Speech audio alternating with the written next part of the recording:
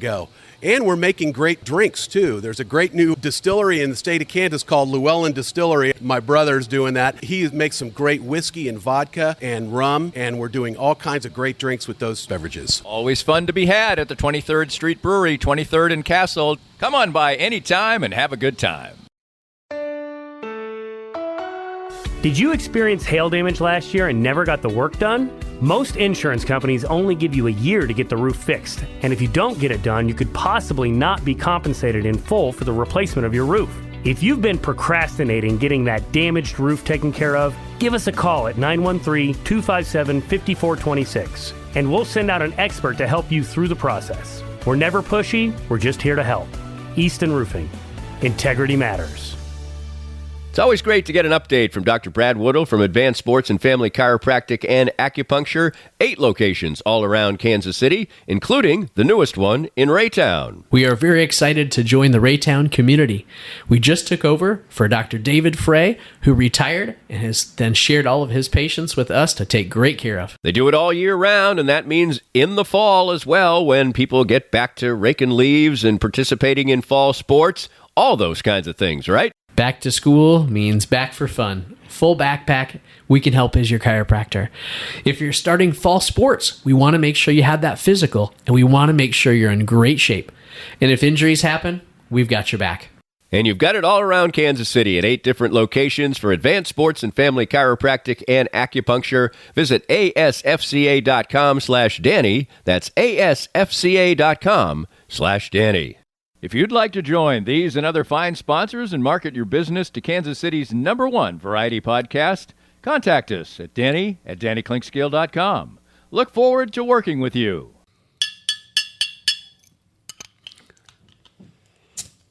We've got a bottled beer this time. Oh, yeah, and no glass for me either. I think I've got a Porta Vallarta. Is that a Porta Vallarta? I think that's the one you gave me.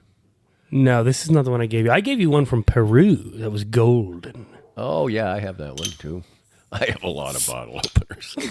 He's always got one in his pocket, one on his keys, one in his bag. I don't have one on my key ring. I always thought that was like, well, that's a little too much. No, but you did pull one out of your very designer bag over there. I do. I have a fancy new man bag. My goodness, my birthday. Jane spoils her man. She does. It's from Coach. Pretty much a replica of the one I had before, but it's a little different nuances to it. It's a wonderful bag. I mean, I wouldn't buy it. I wouldn't buy it for me. What do we have here in our beer? What we have here is the present from friend of podcast, Danny Miller.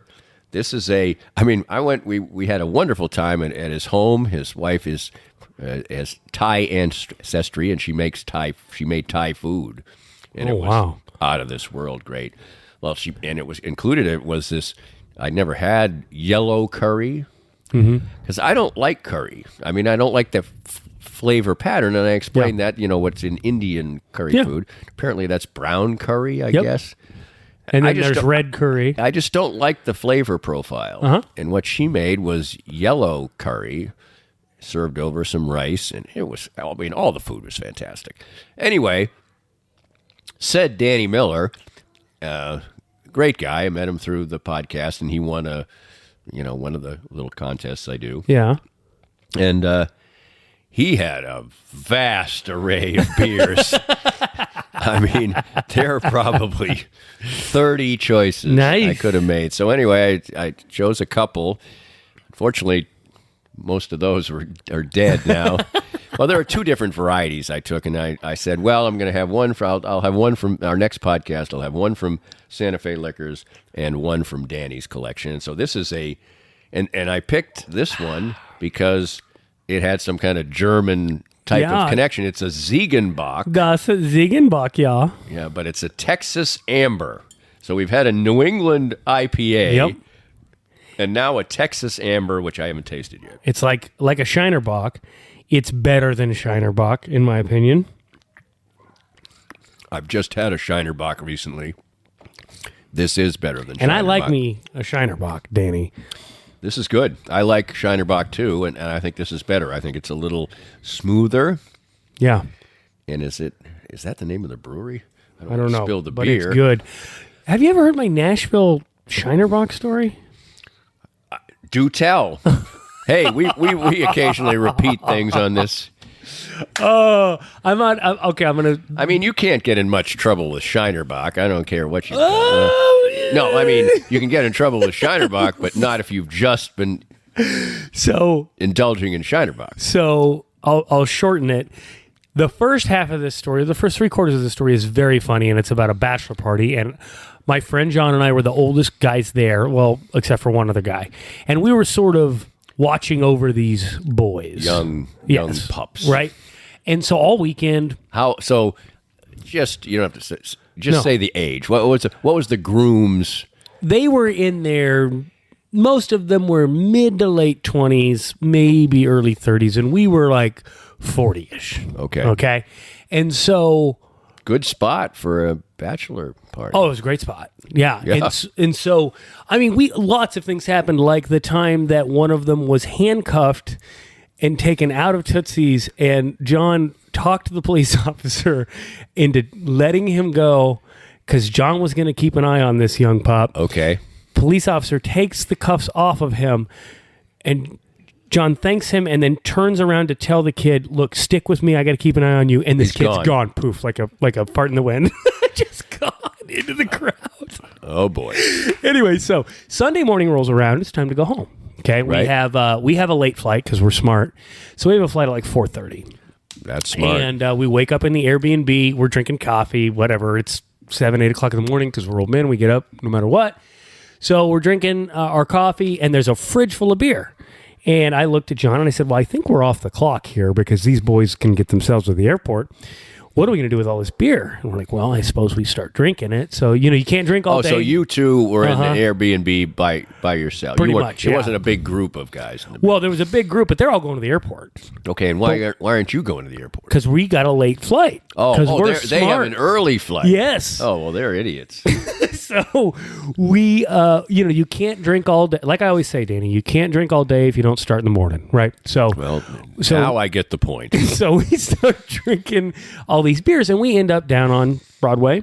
Right. And we start ordering Shinerbox, and we're sitting side stage at the center level at Tootsie's, which if you've been to Tootsie's in Nashville, it's kind of jumping the shark, Nashville is, but it had not quite jumped the shark yet. And so, like, the lower level acts would be on the first floor, the mid-level guys are on the second floor, the better guys are on the third floor, and that's kind of how they split it up. So we're on the second floor, we're sitting side stage, meeting the acts as they come on, just drinking these Shinerbox, and we're having a great time. We're meeting the bands, we're having a great time. At one point, I look down the bar, and all I see is a sea of empty Shinerbox bottles. And I look at John, and I'm like, what time is those ours? What time is our flight?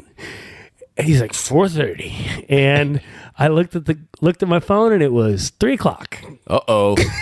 And we still had to go back to the Airbnb and get our stuff. Although the airport is pretty close to downtown. Yeah, so we jump in an Airbnb, and we're like, we tell the lady what we got to do. So she drives like she's driving a NASCAR, takes us back. We grab our bags. We make it into the airport. Somehow they let us on this airplane. Like, I don't know how they let us on this airplane. But anyway, that's my Shinerbox story. It was a fantastic time. Fantastic time.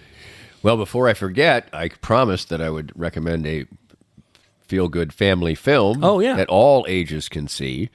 My wife and I actually last weekend, for those who haven't heard it, if you heard this story, then you are a fan of Reconcilable Differences with Danny and Jane, our couples podcast, which airs every other Wednesday, rotates with Danny and Tim's music scene, shameless plugs. Anyway, we actually went to the physical movie theater for the first time in a while, had a wonderful time, and we saw My Penguin Friend. I haven't even heard of it. And it's at the movie theaters. I think it's still there. And it is a Brazilian English language film by a very esteemed actor, and the two leads are both people who have been nominated for high-level awards. And it's about a man who has had tragedy in his life. Okay. And he is sort of, he's depressed. I mean, he's a fisherman, and he's not fishing. He's not doing anything. His wife is, being nice because I'm not going to spoil it, but there's been tragedy in his life. Anyway, he's just sitting on the shore, and he sees a penguin floating in the water out, and the penguin has been hurt, Okay. And is caught in an oil slick and everything else. So he rescues the penguin. And the penguin, he brings the penguin to the house, cleans it off, much to his wife's consternation. Of course, she comes around. This is a true story, actually. Okay. And he sort of rehabs the penguin, and the penguin's there for a couple of weeks, and he becomes, very fond of the penguin. And then the penguin waddles down and goes off to its natural habitat, which is 5,000 miles away.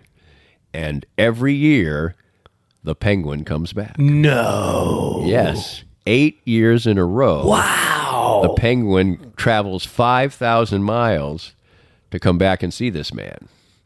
That's bananas. And it becomes a big, so this will be a good fact check for the, why penguins do this type. I think this is something, they sort of had some natural GPS or whatever. There are scientists in it. They're a little mystified. The penguin gets, they tag the penguin at one point. So they figure this out. The media, it goes viral. Yeah. He gets interviewed and everything. And so anyway, it's a very sweet story. There are some complications. There's drama involved. It's based on a true story. Yeah, so for sure. You're going to get some Hollywood in it. But the penguin coming back part's real. It's it's a true story. I actually showed some of the footage of the actual man and the penguin. Dim ding, ding ding, or something like that is what they call it. A little girl names it. And the whole village is like into it, and it's really a cool movie.